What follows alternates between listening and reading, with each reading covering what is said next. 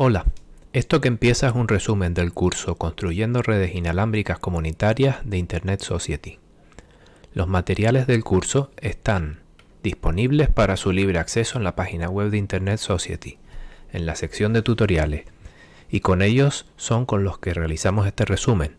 Esperamos que te valga como una toma de contacto con el curso y para que tengas una referencia de los módulos que te pueden interesar más.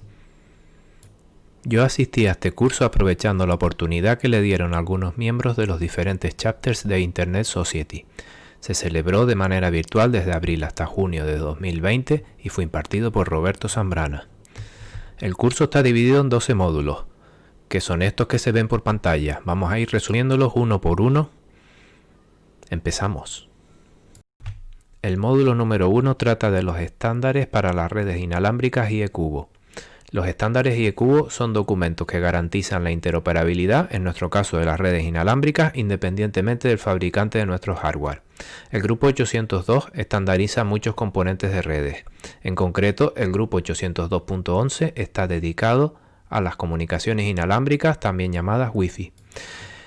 Y con sus diferentes apartados contempla diferentes frecuencias, velocidades y alcances. El módulo 2 trata de radiofísica. En este tema se da un repaso sobre electromagnetismo, ondas, polarización y propagación. Las ondas electromagnéticas abarcan desde los rayos X y gamma hasta las ondas de radio pasando por la luz visible. En nuestro caso nos vamos a concentrar en las ondas de radio. Las ondas de radio que usamos en Wi-Fi pueden ser de 2,4 o 5 GHz. Las longitudes de onda son entre 12 y 6 centímetros respectivamente. Mayor longitud de onda implica menor energía. Las ondas electromagnéticas son una vibración que se propaga por el espacio. Según la orientación del campo eléctrico en cada momento podemos tener una polarización lineal, circular o elíptica, lo cual afectará nuestras antenas. Y por último también estudiamos los diferentes efectos por los que puede afectarse la propagación de la onda de nuestros enlaces inalámbricos. El módulo número 3 trata de planificación práctica de una red inalámbrica. En este tema se da un repaso sobre el estudio de viabilidad, el presupuesto de enlace y el plan de implementación. El estudio de viabilidad responde a las preguntas acerca de infraestructura técnica, física, suministro de energía, conexión a Internet y comunicaciones. El presupuesto de enlace es un documento que desglosa todas las pérdidas y ganancias de potencia, desde que sale de la señal desde el emisor hasta que llega al receptor, pasando por las antenas, aire y cables. También tratamos de la parte eléctrica y de la puesta a tierra y protección contra descargas atmosféricas. Y por último tratamos otras cuestiones relativas al presupuesto como pueden ser herramientas, licencias, mástiles y equipos.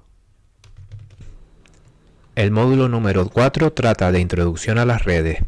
En este tema se da un repaso sobre el modelo OSI y el TCP/IP y sus interrelaciones. El modelo OSI es una descripción abstracta de redes usando una pila de 7 capas. El modelo TCP/IP son los protocolos que utiliza Internet y son una pila de 4 capas. En este diagrama se ve la equivalencia entre ambos modelos. En este tema profundizamos en la capa de acceso al medio, primero estudiando el caso de las redes cableadas con escucha de portadora y detección de colisiones, y luego aplicado al Wi-Fi, donde se usa la prevención de colisiones. Y por último se nos habla del cifrado de esta capa de acceso al medio usando web, WPA y WPA2. El módulo número 5 trata de la capa de red. En este tema se nos explica la capa de red, el direccionamiento IPv4 y los tipos de direcciones IPv4. La capa de red es la 2 del modelo TCP/IP y la 3 del OSI y es necesaria para poder transferir paquetes en las fronteras de las redes físicas. Luego pasamos a ver las direcciones IPv4, que son grupos de 32 bits organizados en 4 grupos de 8. Los primeros indican la red y los últimos indican la máquina dentro de esa red. Si los bits que indican la red son 8, 16 o 24, estaremos frente a direcciones de clase A, B o C respectivamente. Si los bits que indican la red no son múltiplo de 8, nos encontramos ante las subredes. Son divisiones de una red clase A, B o C para repartir mejor el número de hosts en cada red. También se nos explica la diferencia entre unicast, multicast y broadcast. Y por último se nos habla de los bloques de direcciones locales, privadas y de multicast. El módulo número 6 trata del enrutamiento. En este tema se nos explica lo que es el enrutamiento, los NAT, los proxies web y los túneles IP. El enrutamiento es el proceso de transferir datos del origen al destino. Para ello, normalmente nos basamos en la dirección del destino, aunque en algunos casos se usa la del origen u otras políticas. Hay que mencionar al NAT, que es la capacidad de un router de reescribir las direcciones de origen o de destino de los paquetes que pasan a su través. La NAT puede ser de dos tipos, o de origen SNAT o de destino DNAT, que suele ser usada en los routers para paquetes salientes o entrantes respectivamente. Se nos explica lo que es un proxy web, un servidor intermediario entre los hosts de la red y la red externa que suelen usar el protocolo WCCP para controlar el caché. Los túneles IP son una técnica que permite transportar paquetes IP dentro de otros paquetes IP. Y por último se nos habla de los túneles IPsec que incorporan protocolos para asegurar diferentes niveles de seguridad. El módulo número 7 trata de las capas superiores. En este tema se nos explican las capas de aplicación y transporte en TCP/IP, así como los firewall para estas capas. En la capa de transporte se nos presenta el protocolo TCP orientado a conexión y al protocolo UDP más sencillo y no orientado a conexión. También se nos presentan las cualidades de un cortafuegos que trabaje a nivel capa de transporte, bloqueando tráfico según si son entrantes, salientes o redireccionándolos. La capa de aplicación es la encargada de identificar, autenticar y asegurar los procedimientos y sintaxis entre remitente y receptor. Son los protocolos conocidos como el HTTP, SMTP, IMAP, FTP, etc. Y por último se nos habla de las características de los filtros a nivel de aplicación que normalmente están dedicados a evitar ataques, difusión de información sensible o seguridad mejorada, y también de sus inconvenientes relacionados con la privacidad. El módulo número 8 trata sobre infraestructura y topologías de red. En este tema se nos explican los fundamentos de topologías, modos inalámbricos y casos prácticos. Comenzamos haciendo un repaso de las topologías de estrella, línea, árbol, anillo, malla completa y parcial y bus, y de su relevancia en las redes inalámbricas. Seguidamente analizamos los modos inalámbricos de infraestructura y ad hoc. El modo infraestructura es aquel en el que hay uno o varios puntos de acceso y muchos clientes. Es la forma de distribución habitual hacia los usuarios. El modo ad hoc es un modo peer-to-peer donde los clientes inalámbricos se comunican entre sí sin necesidad de ningún punto de acceso central. Se suele usar en tramos de red fijos. Y por último se nos explica un caso práctico donde pueden verse muchas de las topologías usándose al mismo tiempo. El módulo número 9 trata sobre la configuración de equipos de radiofrecuencia. En este tema se nos explica los procedimientos para la instalación física y la configuración de la capa de enlace. Comenzamos con un checklist de todo lo que tenemos que contemplar para la instalación de un equipamiento. Seguidamente se nos explica las partes habituales de un router Wi-Fi. Continuamos repasando los conceptos de número de canal, potencia de transmisión y velocidad, que son muy importantes tenerlos claros para cuestiones como el alcance. También se nos explican diferentes modos, como el punto de acceso, bridge, punto a punto, etc. Para la capa de enlace son muy importantes los conceptos de intervalo de beacon y el funcionamiento del RTC/CTS, porque nos pueden ayudar a identificar problemas de sobrecarga por retransmisiones.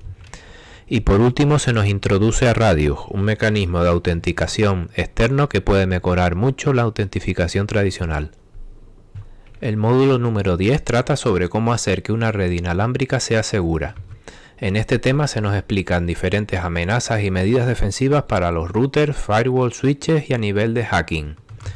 Comenzamos con los routers y se nos detallan 6 formas de mejorar la seguridad activa y pasiva, desde actualizaciones a herramientas de detección de intrusiones, pasando por una configuración responsable.